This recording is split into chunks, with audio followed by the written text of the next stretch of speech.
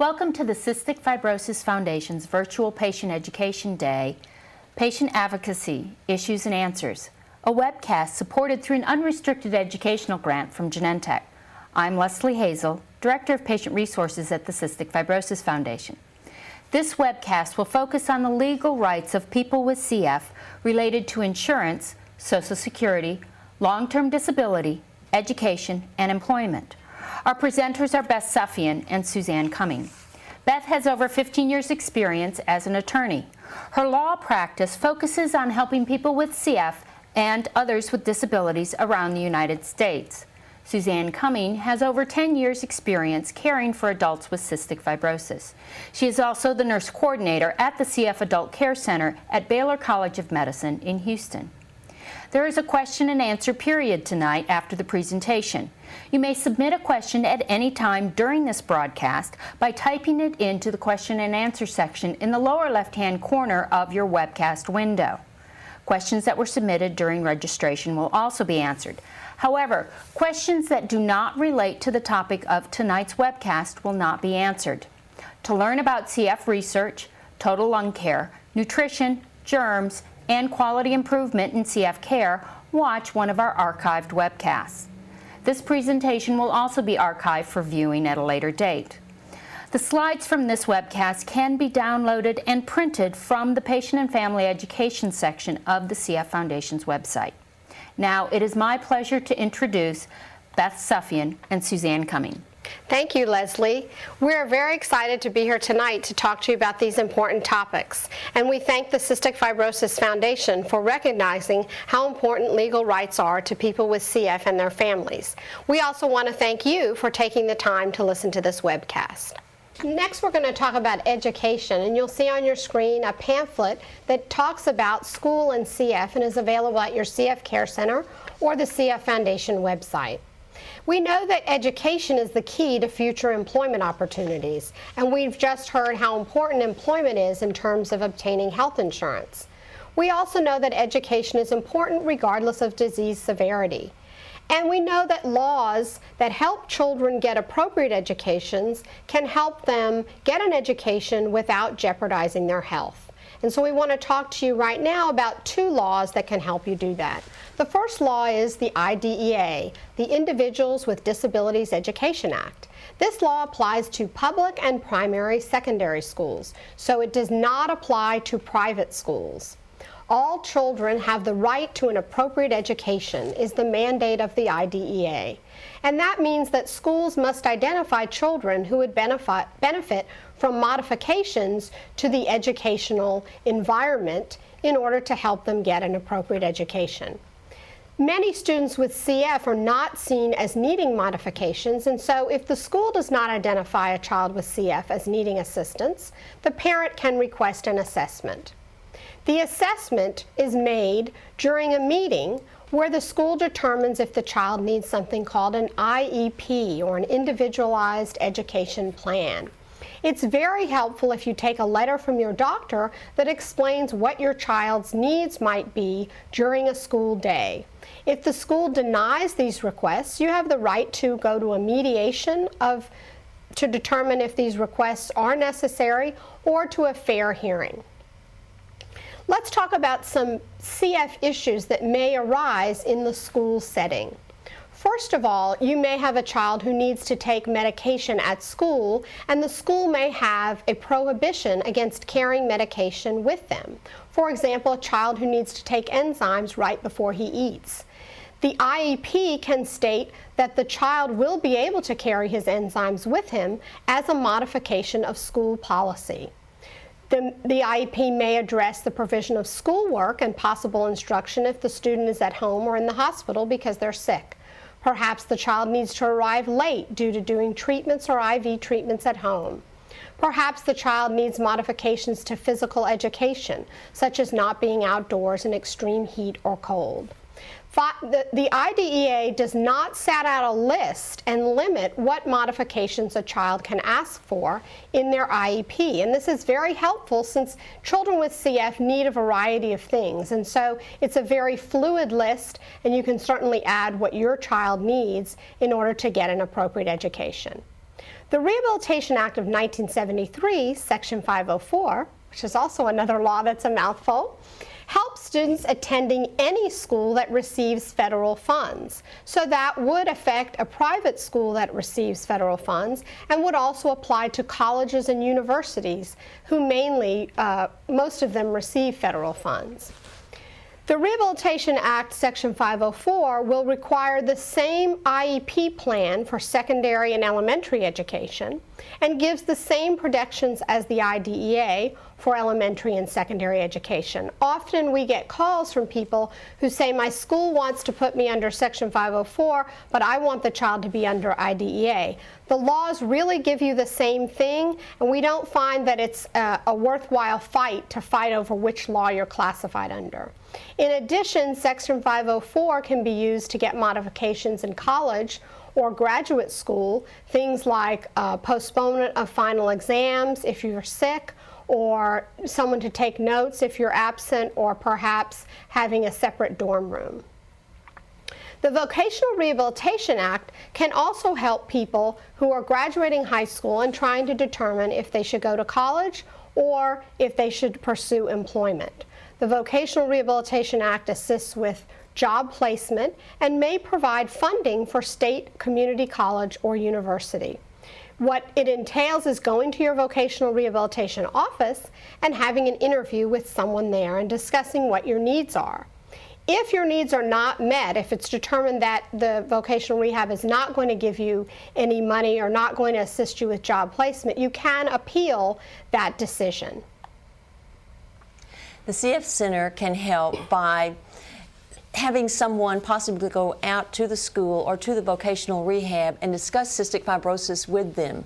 Tell them the needs of a child with cystic fibrosis and what modifications need to be made. It's possible that these personnel have never known anyone that had CF or had any experience with the disease or anything about it and its limits.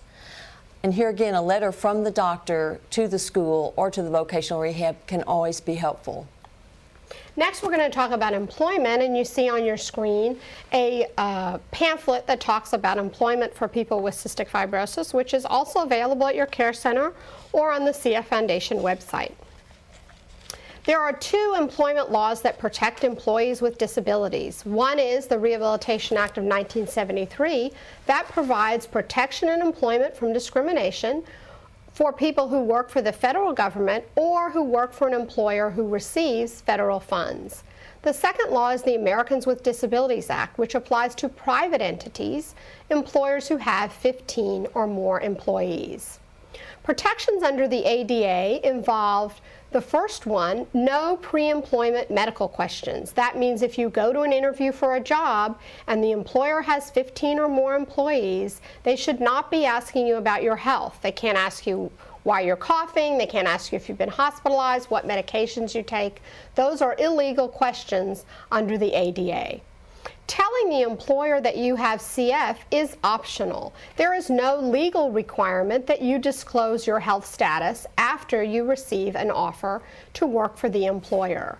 We find that people who need to request reasonable accommodations of the employer must disclose that they have CF in order to get a modification. For example, if you want a later start time at work, or no smoking in the office, or the ability to eat at your desk. You will have to disclose CF to your employer. But if you don't need any modifications or accommodations, you don't need to disclose that you have CF to your employer.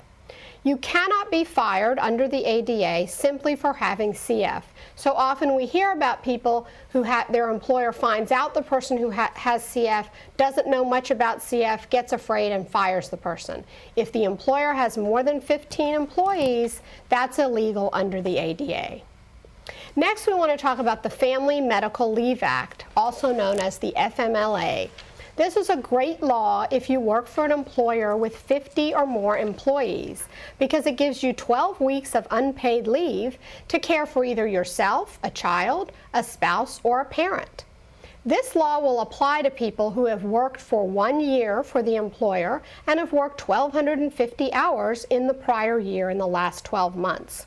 If you're eligible for FMLA, during those 12 weeks you cannot be terminated, and you must be provided with health insurance if health insurance is usually provided to employees. So this is a very good law and provides a lot of protection for people with CF and their families if the conditions are met for FMLA leave. Employment choices for people with cystic fibrosis are very important, and as people with CF live longer, we are finding that they're able to make, able to make employment choices. But we want to make sure that people understand that their employment choices have a direct relation to their ability to have health insurance, and health insurance is very important. So when considering a career or looking at a potential job, it's important to make sure that health insurance is offered.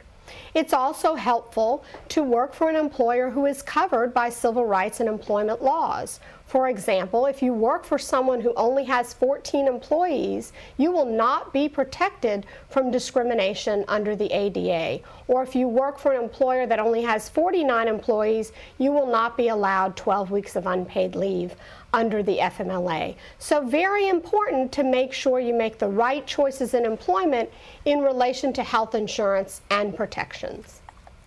There are some other principles that can be used when choosing employment, such as physical activity requirements of the career that you're thinking about.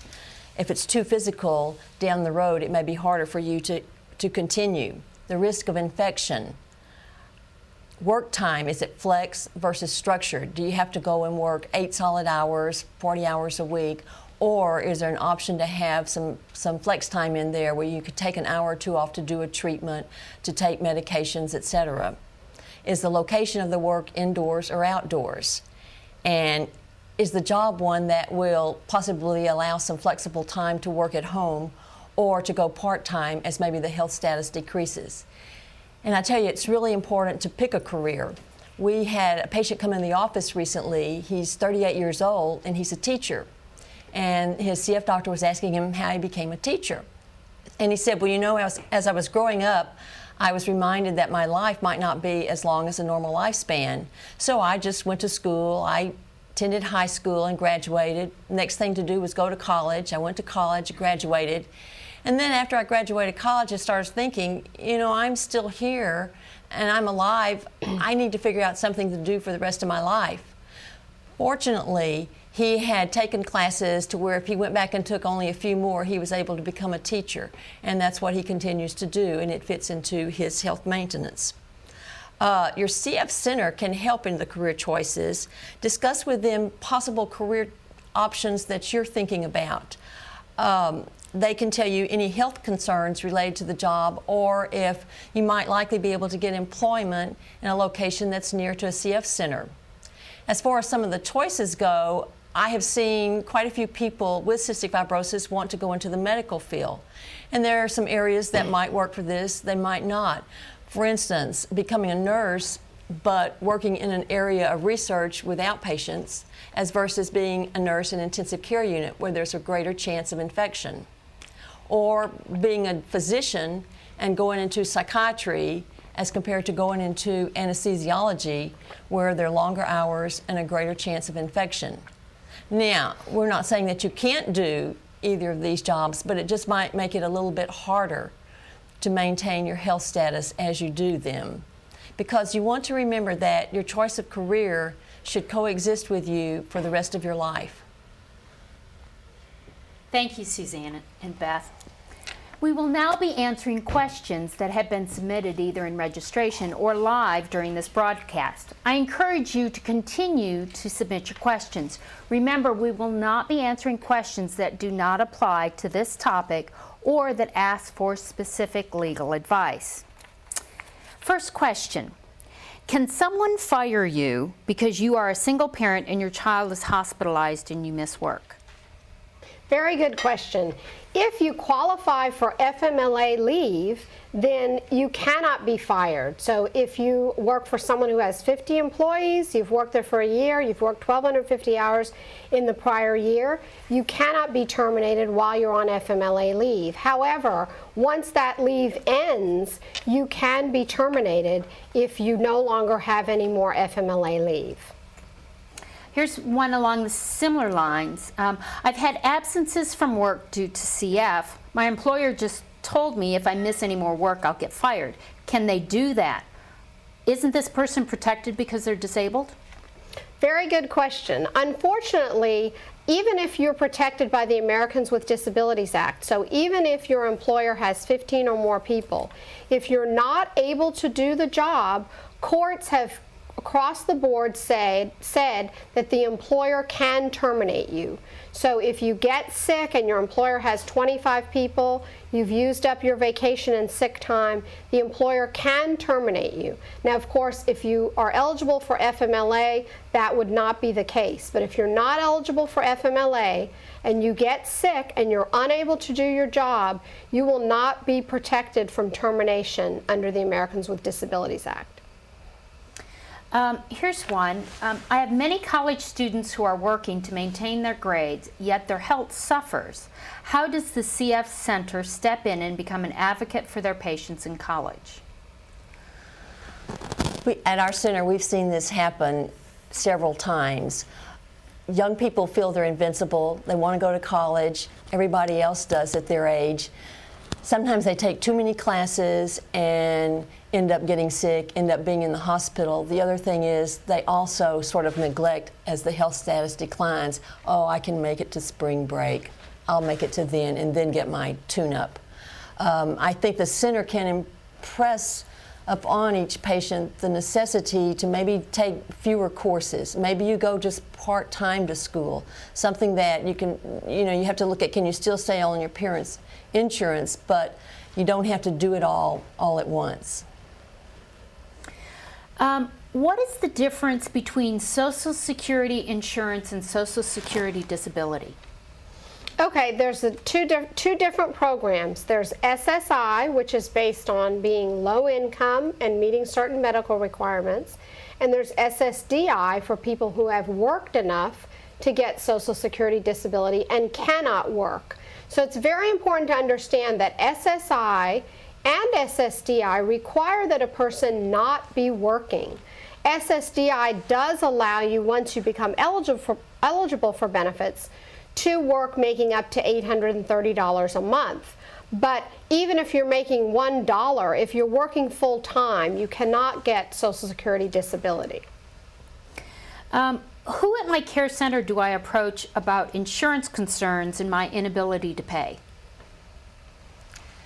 I think it's probably most important to approach the person that you feel most comfortable talking to, or one that you see when this question comes up. Because if you ask the wrong person, and there is no wrong person, there just may be somebody who doesn't quite know the answer, that person will pass it on to the expert in that area of the insurance and payment.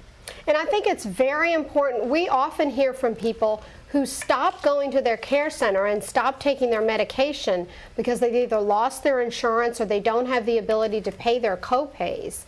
We really encourage people to tell their care center if that is the case, because the care center can try to help you either get medication or get on some programs to help you. But if the care center doesn't know that you need help, they can't help you. Is there an advantage in having a child labeled disabled at a younger age, or can this have a negative impact in life?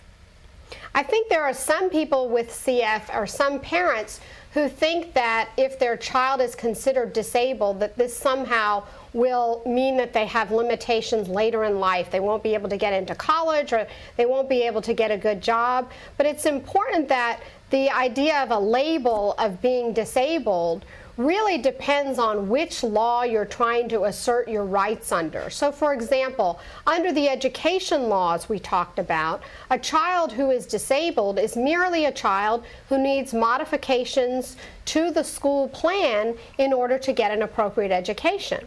Under employment, the definition is going to be different. And under Social Security, there's yet another definition of someone who has a disability. So certainly, if you need to classify yourself as having a disability in order to benefit from legal protection, we encourage you to do so. And we really don't see any negative impact of being classified as someone with a disability. When choosing your insurance policy, is it best to work backward? For example, check with your CF Care Center what policies they accept, rather than work with the lowest policy and then find out that it doesn't cover those meds? I know at least the experience at our center is if somebody's insurance policy didn't cover a visit to the CF Center, that working with the primary care physician or with the insurance company, we usually have always been able to get a referral. As far as medications go, I believe that was the question. It was rather than, how do you choose your health insurance policy, and what if you choose the lowest and you find out it doesn't cover the meds? Oh, okay. So. I think Suzanne has brought up a good point, which is you need to make sure that your insurance is going to cover care at a CF Care Center. And sometimes people do have a choice of insurance. If you work for a large employer, you may have 5 or 6 policies to choose from, and it may help to call the CF Care Center and ask, do you have coverage under any of these policies? And in addition, it's very important, if you do have a choice between insurance policies, to make sure that there's not a cap on coverage for medication. That's a fairly new phenomenon, but now employers are offered health insurance policies that are cheaper if there's a cap, a very low cap, on how much the policy will spend on drugs. So for example, the policy may say, we're only going to cover $5,000 of prescription drugs in 1 year, which of course most people spend that with CF. I know I spend much more than that in a month. And so you want to make sure that your policy that you're choosing covers the amount of medication that you need. Well, a similar question, do government medical programs have a cap limit on how much money you can spend? That's a very good question. Under Medicaid and Medicare, there is no cap on how much the program will expend on you. And in fact, for a child under 21 who's eligible for Medicaid, the federal law says that the child should be covered for anything that's medically necessary. That's for a child under 21. And so that Medicaid can provide very good coverage for children under 21. Over 21, Medicaid is allowed to put some limits on the coverage. So it's important if you've been on Medicaid up to 21, you turn 21, it's important to find out what limitations you may have that are different than the coverage that you had at 21. My insurance refuses to pay for my Pulmozyme. What can I do? We're very lucky in that the company that makes Pulmozyme, Genentech, has something called the Genentech Endowment. And you can either call the Genentech Endowment or you can contact CF Services Pharmacy, and they can help you try to apply for assistance from the Genentech Endowment. CF Services can also help you if you need assistance with other medication needs. Along the same line, does CF Services Pharmacy take Medicare and Medicaid to pay for drugs? Will they battle for me? I'll answer that. CF Services is the best pharmacy that my patients and I have ever worked with. If it was possible, I would have every patient using the CF Services Pharmacy. They work with not just Medicare, Medicaid, they work with the other insurance companies in going to bat and getting the medicines. They work with Medicaid in helping the patients. Our adults only get 3 medicines a month, but they work with them to maybe get more than 1 month at a time so they can kind of double up on the medicines. Like I say, if I could, I would get everybody to use that pharmacy. A little change of tact.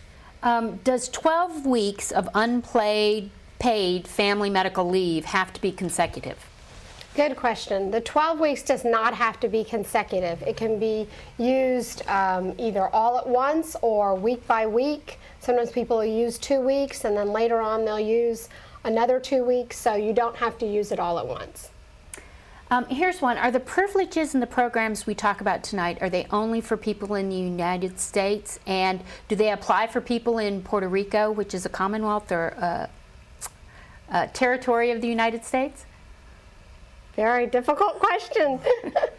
Yeah, I think U.S. territories will be covered by the programs we've talked about, but if you are living in England, obviously, you won't be able to apply for Social Security in the United States. And there are some restrictions on legal residency. So certainly there's a lot of trouble if you're an illegal resident of the United States. You won't be eligible for programs like Medicaid or Medicare or any of the Social Security programs we've talked about. Here's a question, and I'm assuming they're talking about when they go on disability. They say if coverage doesn't begin until after 29 months and you suggest continuation of COBRA, what is to be done when COBRA is only allowed for 18 months continued coverage? I think that the 29 months is only for when they are applying for disability, correct? Right. If you apply for disability, the law says you can get 29 months of COBRA because it's anticipating that you're going to have a 29-month gap until Medicare starts. Here's change of tact. This information is very important for patients and families, but do doctors know this information? Beth, specifically, they ask, what has been your experience with doctors complying with the requirements for getting SSI, SSDI, IEPs, and any of the other programs we've talked about tonight?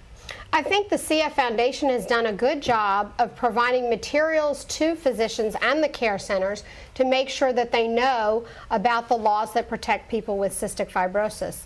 In addition, I'm director of the CF Legal Information Hotline, and that hotline is supported by a grant from the CF Services Pharmacy. Both the physicians, social workers, nurses, parents, patients, friends can call the hotline with any questions related to the legal topics we've talked about today. And we find that many of the doctors in the CF care centers have really become educated on these issues so that they can help their patients. How do you know if your employer receives federal funds? That's a good question. You can probably ask them. The employer would receive federal funds because they have a federal contract. So for example, if they're an employer that provides nails to the federal government and they have a contract with the federal government, then they would be covered by the Rehabilitation Act because they receive money from the federal government. What options are available for a CF patient who ages out of their parents' health insurance plan and does not have a job to cover insurance? Suzanne's looking at me, so I guess I have to answer that complicated question. It depends on when the person becomes ineligible for coverage. As Suzanne said, it's very important when we have young adults that the young adults assess whether they are able to work full-time before they go off their parents' policy. So for example, if we have Isabella, she has CF and she's 21 and she's graduated college and her parents' policy says once you are no longer a full-time student, you will no longer be covered by this policy up to age 21. If Isabella decides that she wants to try to work full-time, she will no longer be eligible for her parents' insurance, and she will then go to an employer and try to work. If it doesn't work out and she's not able to work full-time, she will not be able to go back on her parents' insurance, which is why for some people it's very good to try to work part-time before you leave your parents' insurance. But very important, if you can, to use the state continuation of coverage so that you continue coverage until you're certain that the young adult can engage in full-time work. So this kind of applies to another question, and that is, so you recommend that somebody works part-time. What if they do fine with part-time, then they can go full-time and go off their parents' policy? How do you know and the question says, what would it take to show that a child has reached the limiting age and is incapable of self-support? How does that translate? Does that make sense? Sure. Insurance companies are actually getting very interested in getting documentation that someone is incapable of self-support. So if you're working part-time, and you're making $40,000 a year, the insurance company is going to say you're capable of self-support, even if you're working part-time.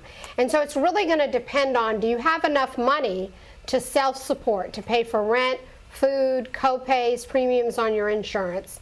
And if you do, even if you're working part-time, the insurance company is probably going to say you are self-supporting.